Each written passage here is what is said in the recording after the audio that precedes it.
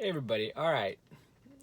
We're going to talk about thoughts today, like we were mentioning in the previous video. Okay, generally when I start these videos, I really don't have anything in particular that I want to focus on. I just let the conversation lead its way, and it'll just come and start suggesting whatever we need to cover, right? So this talk is about thoughts.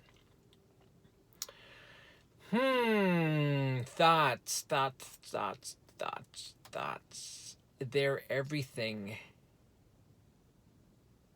That's thoughts are, and from my understanding, they're the bed. They're actually that's us in the quantum field, right? That's us in the field of probability. That's us creating in the clay, in the cosmic clay, right? You know, everything that we experience is a thought. Everything from making a sandwich to, you know, doing errands to sitting watching a YouTube video, right? It's all a thought first. Everything that, you know, we use was a thought first, right? Whatever device you're using to watch this video was a thought first, and it took a lot of thought from a lot of people to put it together to stream digitally, you know, through the internet, right? That took thought. Now, everything that we appreciate, that we consume, that we buy, that we use as a comfort, it was a thought. Now, we were a thought, right?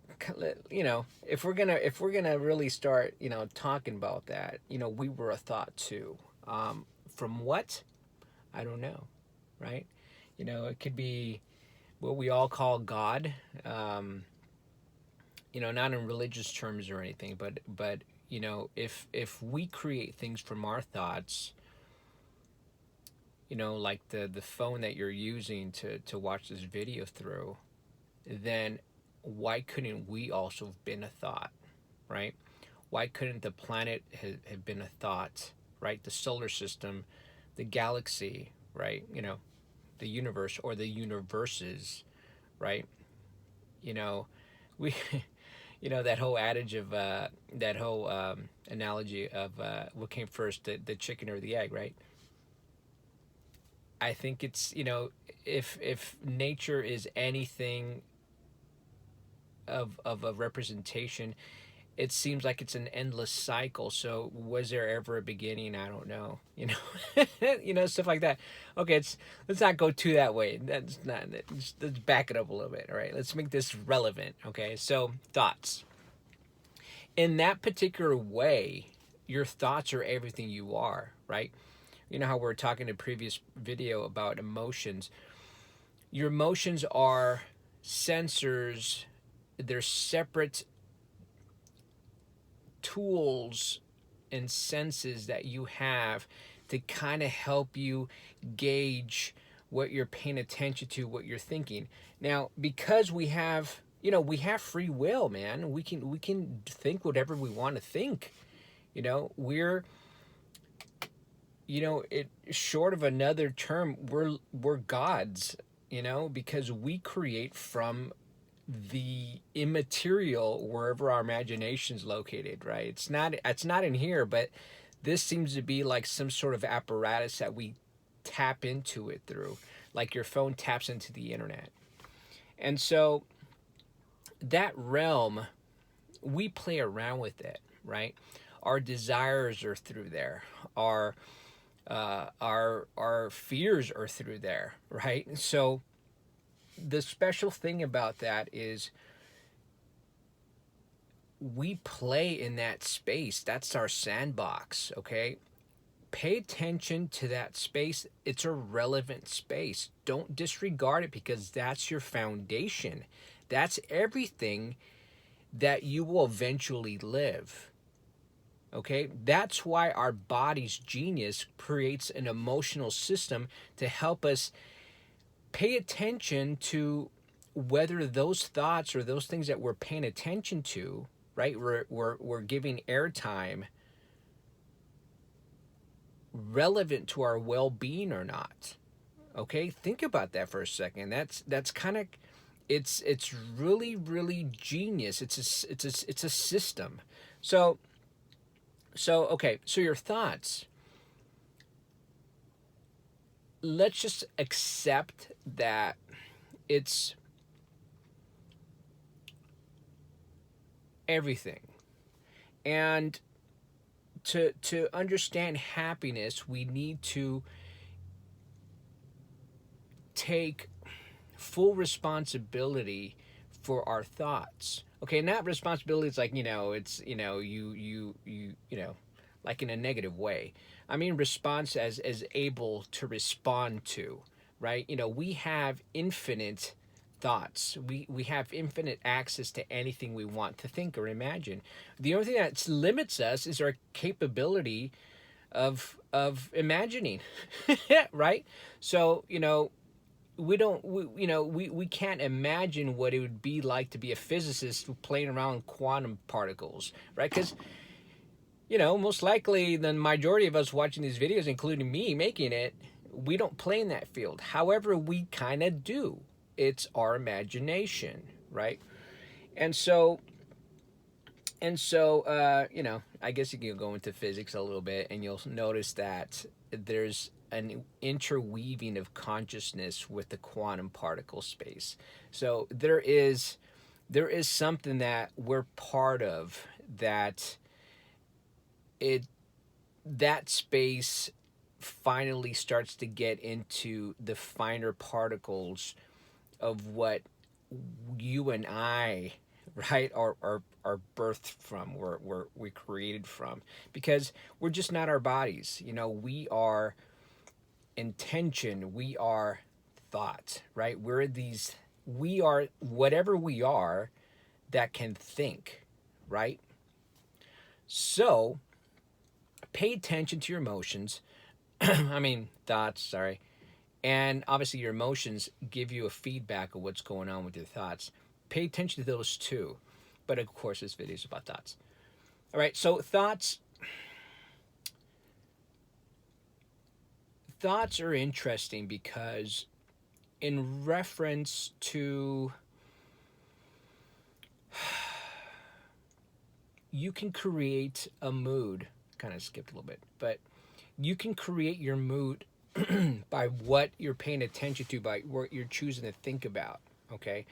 Happiness, obviously, this whole project is about happiness. So you want to start using thoughts. I can't tell you what to think, right? No one can tell you what to think. You choose.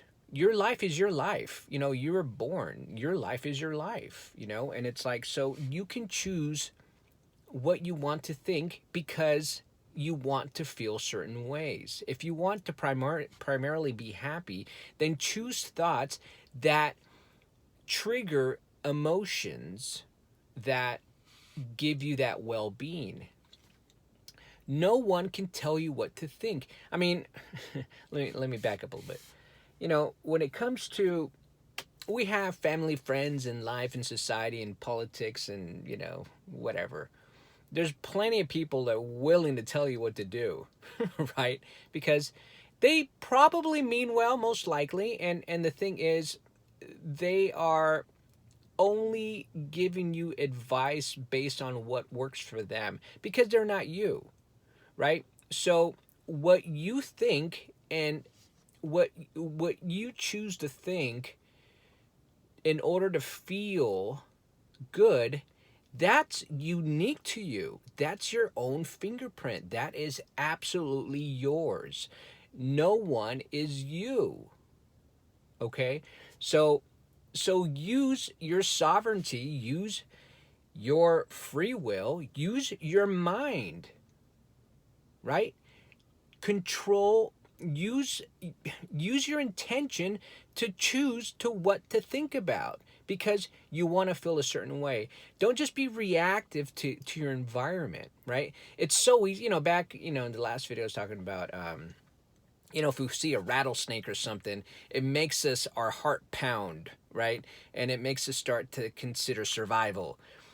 Let's not be like that, right? To an individual that is a snake trainer, right? They'll look at this rattlesnake, they'll be like, oh yeah, I'm gonna go capture that guy, or he's beautiful, and so it how we relate to our world is through our experiences, right? To someone that doesn't that doesn't work with snakes, a snake will freak him out. To someone that trains snakes and is works, loves, adores snakes, they're excited about them. So what's the difference between those two people? It's primarily their experience, right? So choose your thoughts, choose to think what you want to think, right? And so, this video is not too complicated. It's a really simple video. I just want you guys to know that you have free will to think what you want to think. You don't have to react to your world. You can choose to perceive your world the way you want to. And that's the magic behind the happy formula, or the happy philosophy, is that we're going to be learning how to be able to perceive the world the way we want to perceive it, right? So we can trigger the happy feelings within us, right? That's how you deliberately create happiness, right? Now, when you look at the world and you feel bad about it, like, here's an example. The other day, I was with a friend, and we were looking at there's this homeless lady, right? Really nice lady too. She's been homeless for many, many years. And so the thing is, she was looking at her, and the thing was is that she was sad for her. And that's okay. That's a standard, kind of a standard experience, or a result, or effect someone may have, right? We care about people, right? Generally people care about people, but that's something that within herself, she perceived the lady and she felt pity for her, right? Pity creates a feeling of sadness within you, right? Now, this is where I'm going with this. I perceive the lady as she's free to do what the hell she wants to do. No one's telling her what to do, right? She is been on the streets for years, and she looks all right, She definitely roughs it, right? But she's free. She has no bills. You know what I mean? Like, I don't know about you, but I gotta, personally, I gotta work to pay for my bills, It's like, so somehow it seems like that may be kind of like slavery to a degree. I'm tied to my gadgets and lifestyle, or whatever it may be, right? And we all have that type of scenario, so sometimes, I live in Los Angeles, and sometimes, there's a lot of homeless, and sometimes I'm like, man, I don't know if that dude, like, on the street corner, he got it right and I got it wrong, right? We're, all the people in the cars rushing by traffic and, stressing at street lights trying to get to where they be. Maybe they're the idiots, and the one on the street corner just won the game because they don't have responsibilities in that regard, right? Right? Come on, think about that for a second. That's interesting. So, again, the way you perceive something, right, triggers feelings within you. Remember that nature is always trying to find and wants you to be able to feel good. Okay? Feeling good is harmonic to your biology. It's good for your cells. It lengthens your life. It improves your health, right? If you have better health, you have more probabilities to live and have more opportunities to continue that process, right? So life is about life, right? It's not about killing it, right? We all have issues with killing things, right? Because we fundamentally know that life is precious, right? So when we experience something and we perceive it in such a way that we're judging something in a way where we feel bad inside. Like my friend, that she felt pity for the lady. And I'm like, so how you feeling? She goes, I'm sad for her. Well, the thing is that, I'm not here to tell anybody what to think, but I do look at patterns, and so what's going on exactly? Um, is she harming herself because she's not really seeing the value in the circumstance like I did? I'm like, dude, she's free. She can do what the hell she wants to do. You know what I mean? She can go anywhere she wants to go. Can you do that? I know I can't. Dude, I have issues. I'd love to go on a trip right now, but I got stuff to do. I got responsibilities to do.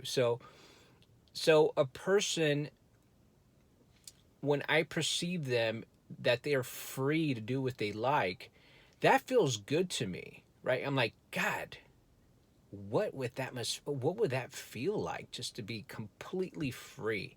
You know, I'm not saying that this is labor to me. I love you guys. I do this because I absolutely feel the freedom within me, and I feel that this conversation, touching these topics, will stimulate the freedom within you. The freedom is of thought. When you can think however you want to think, that's freedom, right? So if you're perceiving a circumstance like that lady, she felt it in a pitiful, sorrowful way. I looked at it and as she's a rock star. Who's right? Right? Who's right? If there was only two people on an island, who's right? Right? And so again, thought is everything. The way you perceive your world is everything. You can choose how you want to perceive your world. I'm not more right than she is, or she can be more right than I am. It doesn't matter. What really, really, really matters is how you feel inside. I felt good. I was praising her for being free, doing what we're all freaking scared to do, is be homeless, not have shelter. But then again, you have absolute freedom. I don't know what that feels like. It's scary to me. That's what keeps me working and keeping paying my bills. You know what I mean? So, you know, it's beautiful. Life is absolutely beautiful. It's absolutely precious. All let's look at everything with open heart, open mind. Let your thoughts choose your thoughts.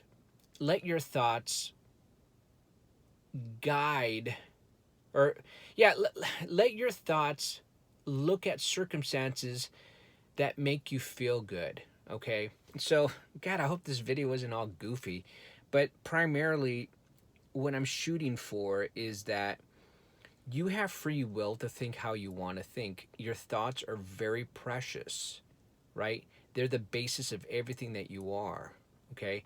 When you choose thoughts that make you worry, that make you feel sad, depressed, angry, those are counterproductive to giving you life, right? Because first of all, your emotions are sounding off alarms that you're upset and you're not feeling good. No one likes to not feel good. I'm assuming. Because when you're in happiness, and you know what happiness feels like, you kind of want to stay there. So when you're upset, you just don't want to be there. Granted, you can feel powerful in the when you're angry. However, that's just a representation of powerlessness, right? You when you pound your chest and you scream at the top of your lungs, people react because you're a danger to them, right? So they'll probably acquiesce to what you desire if it isn't too far fetched for them, right? And just to let you get back into your peaceful state, right? However, again, God, I hope I didn't mess up this video by just like kind of jumping all over the place. But again, your thoughts are everything. They are they are the the base. They're everything. They're everything you perceive. Okay, and because you have freedom of thought, you can perceive however you want to perceive. Okay, judge by how you feel, not by what other people are telling you what to feel. Okay, the relation between thoughts and emotions are just unique within you. Okay, choose, because you're an individual, you are unique to this world. Choose what makes you feel good and know that you're making the right choice, because you're helping, you're assisting your biology, you're improving your life by treating it well. Okay, and the more you treat it well, the longer you can live. The more you can live, the more choices you have, the more opportunities you have. Okay, so that's basically it, guys. This is just a foundation, because yesterday we talked about emotion. Today was thoughts. I just want to hammer down that you're free to use your thoughts however you want. They're a basic component to being happy. They're the prime component to being happy, honestly. But if you didn't have your emotional system to kind of piggyback and work in tandem with your thoughts, we would be lost, because we just wouldn't know what kind of thoughts would be good for us, right? And the key word here is good for us. So only your emotional system can guide and tell you what's good for you. No one else can, even though they mean well. No one else can. Okay, so peace. I hope this helped a little bit. So our next video is going to talk about intention. Intention is another component to being happy. Okay, so we got emotion down, right? We got thoughts down to a degree, right? I'll elaborate as we continue, but it was just a foundation of showing the components to making our life the way we want to be, and so you can live your life with the freedom to express yourself, to be what you want to be, to feel the confidence you can reach for anything you want to reach in your life. Okay? Peace. Have a great day, and I hope this video made sense. I'm sorry I was all over the place, or I'm not sorry I'm all over the place. How about that? I'll see you guys in the next video. So next one's going to be about intention. Bye.